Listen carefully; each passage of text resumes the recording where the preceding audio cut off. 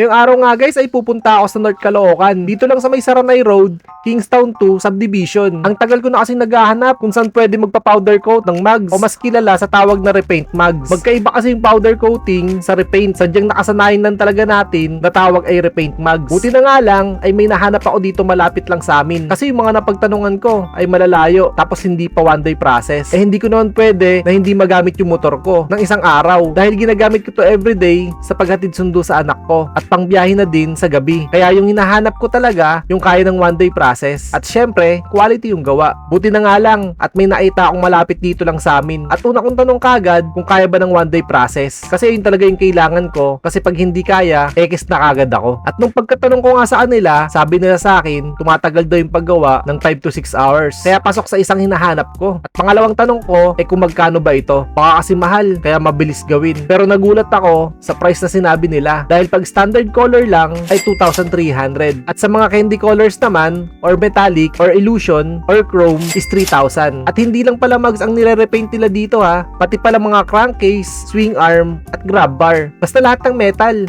Kayang-kaya nila kulayan yan. Oo nga pala guys, pag sinabi nyo sa kanila, nakilala nyo si Kaibigang Lubos, matik.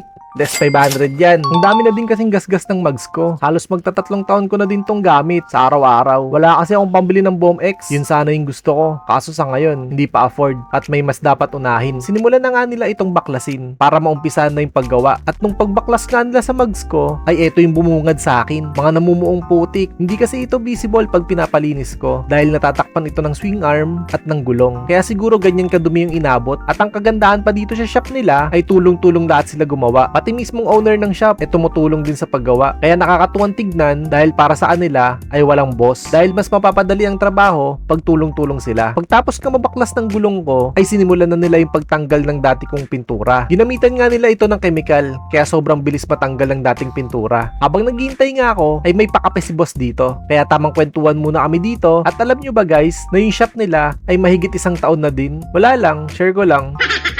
Nakita ko din pala itong mugs ni Boss Carl. Nagandaan lang din ako kaya kinuhanan ko ng video. At parang mas lalong na-excite matapos yung mugs ko dahil nung nakita ko yung mga mugs ng motor nila, sobrang quality ng pagkaagawa. After nga matanggal ng pintura, ay hinugasan na ito. Nung pagtanggal nga ng pintura, ay nagandahan ako. Na napasabi na, ganyan na lang kaya, tapos wag ng kulayan, biro lang.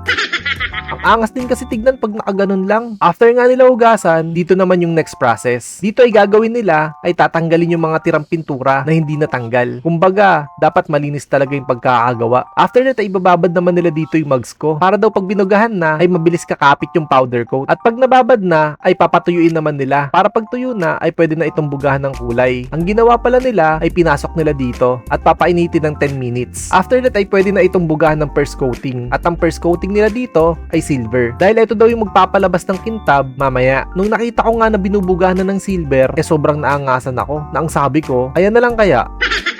Pag nagsawa na lang siguro ako, next ko na lang yung ganyang kulay. After nga nila bugahan, ay chinecheck nila talaga mabuti. Para sureball na quality, talaga yung mga gawa nila at hindi bara-bara. Sa mga gustong magpa-powder coat din pala dyan, kompleto mga kulay na gusto nyo dito. Nasa 50 plus na color daw, meron sila dito. Kaya pwede nyo ipagawa yung rainbow colors sa mugs nyo. Charot!